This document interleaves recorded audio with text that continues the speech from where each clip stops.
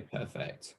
So, well, welcome everyone. This is the Making Moves part of the presentation today on this Making Work Work.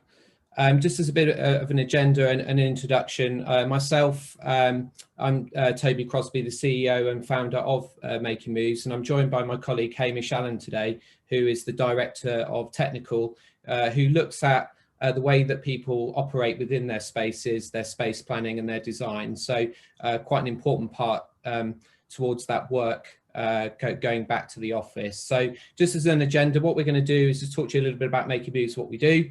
I wanted to give you a bit of an overview of the UK office market and what's happening out there.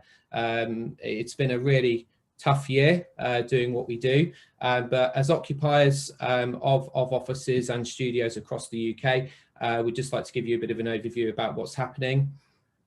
Also just kind of touching on where Hannah's been with her part of the presentation, just about market trends, what we've seen occupiers talking to us about since the March lockdown. Also then we just want to talk about your options, like what's available to you, what can you actually do with your office going forward. And we then have some space plans which we want to talk around, which is about the future workplace, what we believe is going to happen to the workplace going forward. And some advice as well for some of the smaller occupiers on this call, the smaller companies that maybe are in serviced offices and flexible spaces, just to give you some advice about what we would recommend that you do going forward, and then also some next steps and some recommendations on that side. So just to start off with, who are Making Moves? Why are we talking to you today? Well, we are an occupier focused agency. What that means is that we look after companies looking for offices, not landlords. We are a full service provider, so we help people look for offices, we help for people look for serviced offices. We have a technical division which Hamish runs, which helps companies design, plan and construct their new offices, and Making Moves Exit is our disposal arm. So as a company, if for any reason you have surplus space that you're trying to remove from your liability, then we can help dispose of that space as well. In terms of why we're talking to, why are we on this UK board? Well, we're currently advising Wargaming on their move down in Guildford. We've also recently advised Mediatonic on their move to Victoria, and also we've been doing a lot with esports recently. So for Veloce, we've just recently moved, and Face It as well. So we kind of know your sector well, and hopefully we can give you some advice to help you with that move back to the office. So just as a general kind of market overview, basically it's been a really tough year, but for occupiers that actually does present an opportunity. Rents are reducing, rent frees are increasing, stock levels are also increasing, and basically what that means is that you have more choice, and because you have more choice you get better deals. So there is a benefit out of that. It's just getting people back to the office is the problem, which is why we've seen these levels increase. Probably the most important stat here, and also I guess the most concerning doing what we do as a job, is looking at the bottom left of your screen, which is where the availability is coming from. So why is the stock levels increasing? Well, since March this year, we've actually seen that 74% of the stock coming back to the market is from occupiers. So that's from companies releasing space back to the market. Now, normally in a downturn or a recession, that's quite a common trend, but just not to this extent. So basically what that has shown since March is that companies are actually saying we don't need our offices at the moment, and therefore we're going to return them back to the market. So that's been a big shift, a big trend, a big change in what we've seen over the past, well, since the beginning of the year, basically. Market trends. If you'd have spoken to me in March, I was head in hands. This is the end of the office, the death of the office. We heard it all. It was in the press, and it wasn't looking good for Making Moves as a business. However, as time has progressed, things have slowly started to come around. I think the big example for me was Twitter announcing in March they were never going to go in an office again. They were never going to use an office environment. However, that has now changed, and last week they actually came out and have said that they've taken more office space in central London. So attitudes have changed, and people are starting to realise that an office does have a use within their working lives. So we've seen Zoom fatigue. This has been a big thing that's come out of conversations we've had with our clients. Issues over productivity and collaboration. It's not to say you can't be productive and can't collaborate, but it's harder. It's harder work to do that from a lockdown environment. Mental health of employees, as expected, has been a big topic and something which a lot of our clients are really concerned about. And also that hindrance to learning development. So being in an office environment, sitting next to somebody, listening, overhearing a telephone call or a conversation that they have, and being able to pick up on little pieces of information that you don't get when you're sat in a room on your own on Zoom calls. The general feeling is that from our clients that we've spoken to is that a return to the office will happen, but that trend will be to a smaller office and a more agile working space, which we're going to talk to you a little bit more a bit further down the line. So on average, what we've seen by the level of requirements, what we were dealing with before COVID to what we're dealing with now, it has been about a 25 to 50% reduction in space. However, I do believe that as time goes on and people start to make that move back to the office, that level will actually decrease. So we're expecting more like the 25% reduction, which is understandable in current working practices. The other big thing is flexibility in leases. So the majority of clients that we're speaking to at the minute, they want to kind of dip their toe in the water, see how things are, and the way to do that is by taking flexibility in leases. So not tying yourselves into 10 years, 5-year leases. We're talking 12 to 24-month leases. And that is a real trend and something that we've really seen happening the latter part of this year. So what are your options? Well, what we'd really like to do, if you could in the chat, what we'd like you to do is just tell us what you're thinking at the moment. So if you could just post in the chat, everyone on the call, whether you are considering 1, 2 or 3. So 1, a fully remote working environment, 2, a fully office environment, or 3, a hybrid of the 2. Whilst you do that, I'm going to pass you over to my colleague Hamish. Is going to talk you through each of these options and then go on to talk about the future of the workplace. Perfect. Thanks, Tobi. Good afternoon, everyone. Before I start, I just wanted to explain the background to this propeller flower diagram that you can see top left. I dialed into a webinar with Unispace a few weeks back. The diagram really resonated with me, actually, and I thought it'd be a useful way just to show the differences between the 3 options we're discussing today, albeit we've adjusted them slightly. We're a bit short for time here, so I'm just going to rattle through these quite quickly. So option 1 is really the fully remote or home working model. So businesses have discussed the idea of more remote home working for years.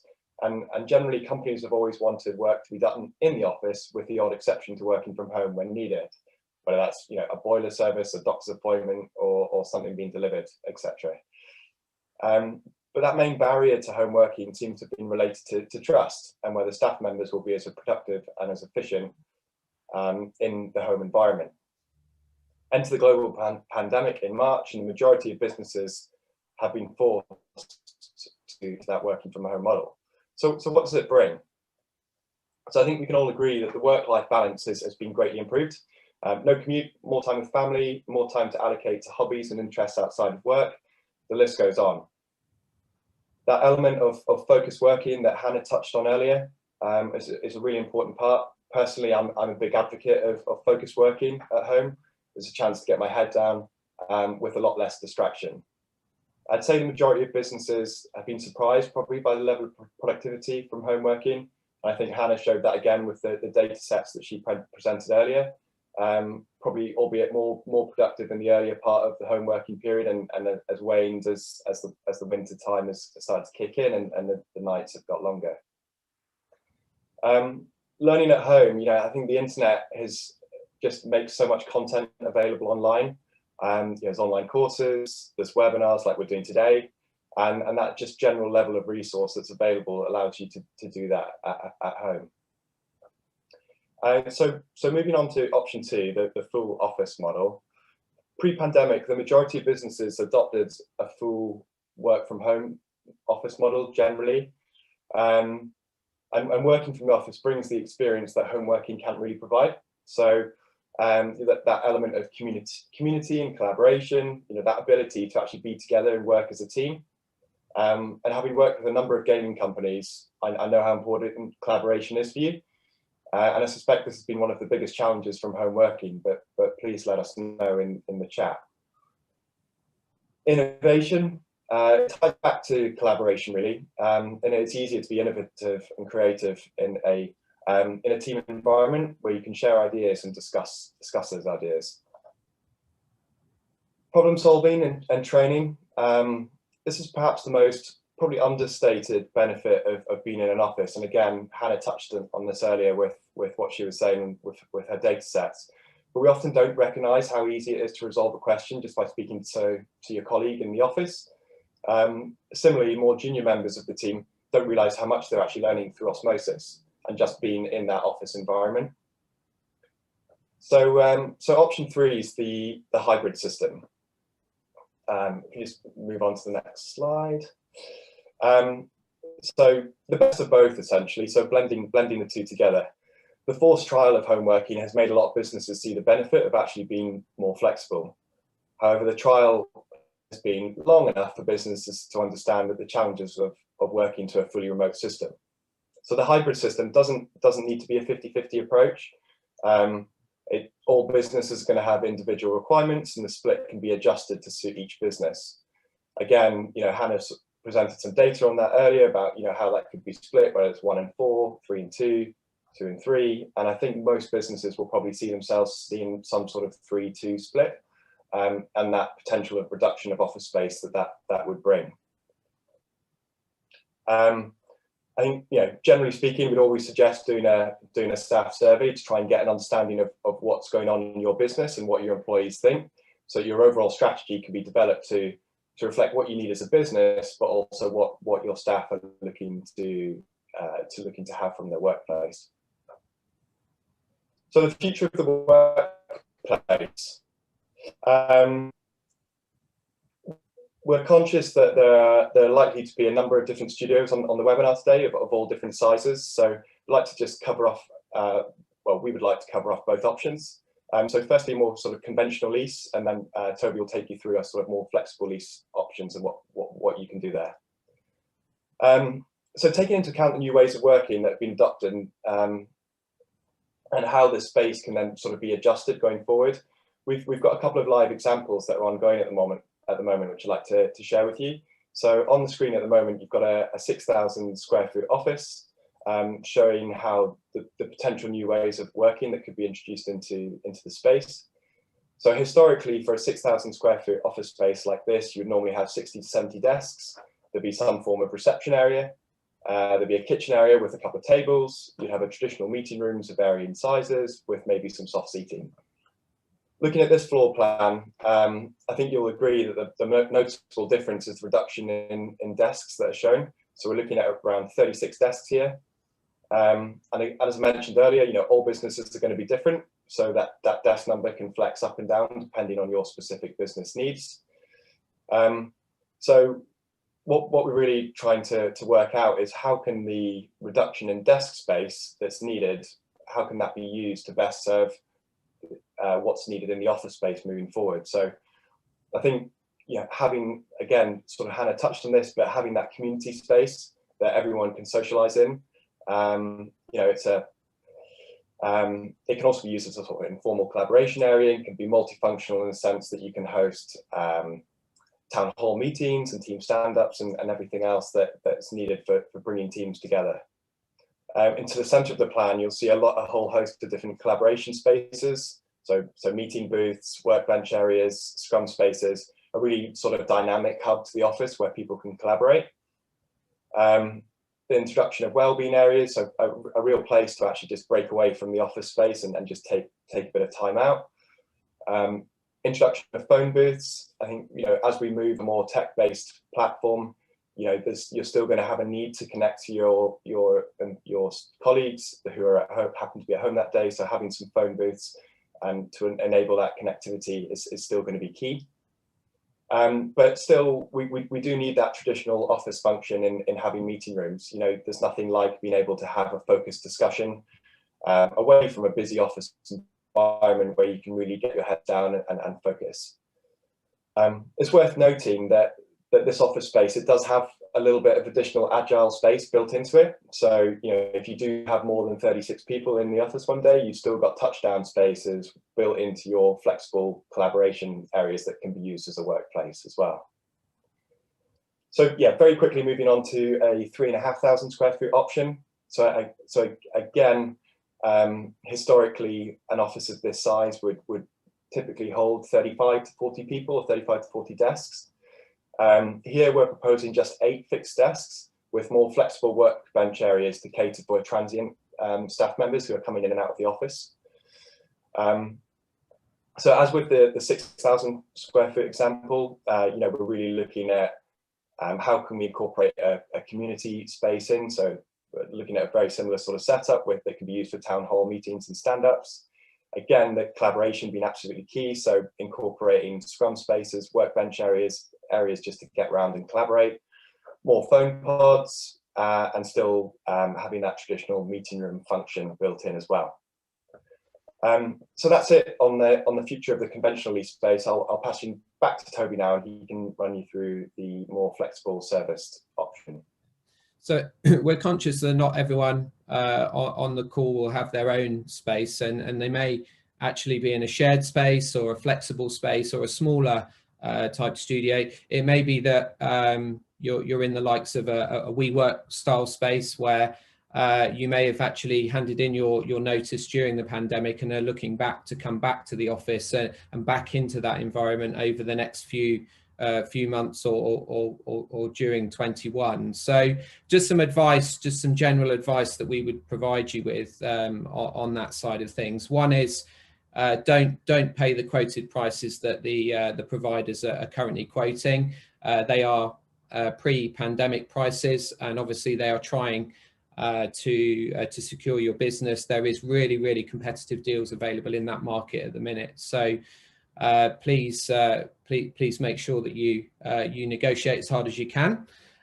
Also keep things flexible. So before lockdown, we were finding that service providers were looking at 12-month contracts for the majority of their for the majority of people moving into their spaces. However, what we would say is keep things flexible. So now you should have no issue with putting into place 3 6-month breaks to allow you that flexibility, to give you some certainty that you can get out of those contracts if you need to.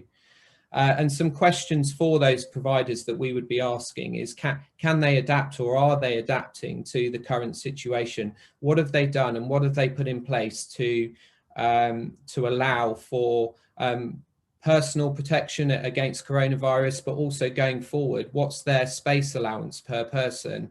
For those of you that have been in a WeWork, the way that their model tends to work is that the space per person in the actual offices is very small. Pre-COVID, that was probably okay because people weren't scared about social distancing and space around them. However, we think that's going to change because where you would have had 4 desks in the past, you may now only have 2 or 3 desks. And it's just making sure that that provider is prepared for that and that they've actually put things in place that are going to allow people to share those spaces safely. And the final point there is, are they COVID secure? Now we have a vaccine, fantastic news, but let's be honest, for the majority of the UK, actually that rollout of that vaccine is still 3 to 6 months away to be fully vaccinated. And therefore, if you are looking at coming back to the offices next year, you need to know that you and your staff are safe. So if you're in that flexible type space with shared areas, shared cafes, meeting rooms, Hubble spaces, you need to make sure that they're safe and secure. Now, the majority of providers do have this in place. It's one of the big things that they've really looked at, but asking those questions just making sure you're comfortable before you sign a contract with them. And so just next steps from us, really, like what would we recommend you do? Well, I think firstly, it's understanding how you want to work. So is it fully remote? Is it fully office? Or is it a hybrid? That needs to be established before you can move on to deciding what to do. We've put together this 3 R's, which is rethink, relocate, release. And what we mean by that is either rethinking your office. So if you are looking at a hybrid model or going back to the office, fully office model, then the chances are you are going to have a bit of a rethink about how you use that office going forward. And that's probably going to be from demand from your employees, but also, do you actually need as much space that you currently have? A relocate, if you did hand your notice in during the lockdown, or you've had the ability to get out of your current lease, then potentially you might be looking for a relocation. So what does that look like? What does your new office look like? What does the environment look like? So that's another potential. And then release, maybe you're in a contract with a landlord that's 5 years and you've got 2 years remaining and there's not much you can do, and you want to go fully remote, you don't want to be hybrid, or you don't want to be fully office, then maybe it's a chance to release and look at a way of disposing of that office space. All of these we can help with. I guess just for a kind of Yuki special, we are willing to offer a free staff survey that we've put together. We can send that through to you. It's open for you to adapt and maybe just tweak slightly for your staff, but we do have a generic staff survey available. Also, Hamish is willing to have a look at your space plans and look at the way that you're working at the minute to give you some ideas about how you could potentially use your current office and make it COVID secure, or even just a new way of working for the future. And off the back of those two things, we're also open to providing you all with a free strategy report around what we would recommend that you do with your office and your environment based on the site survey and the staff survey. I know Yuki are going to circulate this round, but if you want to contact us directly, please do. Our phone numbers and email addresses are here, or also will be circulated afterwards. So that's the end of us, really.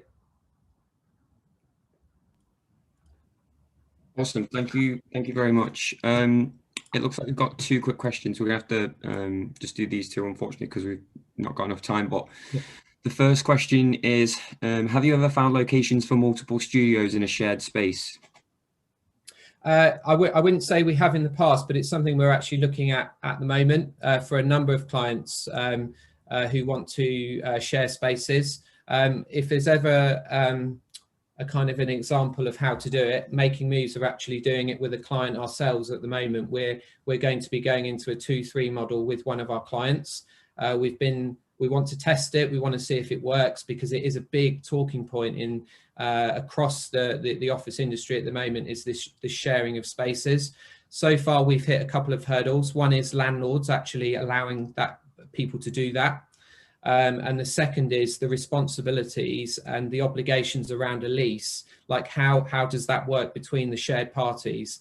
Does somebody have to take the lease and then the rest of the parties license off them? Or does everyone have a say in what goes into that lease? There's quite a lot of legal issues around the sharing of space. But yeah, it's going to be a big thing in 2021. And as I say, it's something that we're actually trialing ourselves as a business, just to see how it works. Awesome. Okay, cool. And then the next question is, do you have any experience in finding locations for a business looking to move into the UK? We do, yeah. We've actually, not just on the office side, actually, we actually partner with a recruitment business as well to help people recruit into the UK and also look for their office as part of that process. So yes, we do that all the time. That's one of the biggest things we do, is bring people into the UK and actually try and help them find their first office. As some top level advice, we always say to people looking to do that, one is dip your toe in the water, come and find a service or a flexible space to start with, and just don't commit yourself to too much space too early.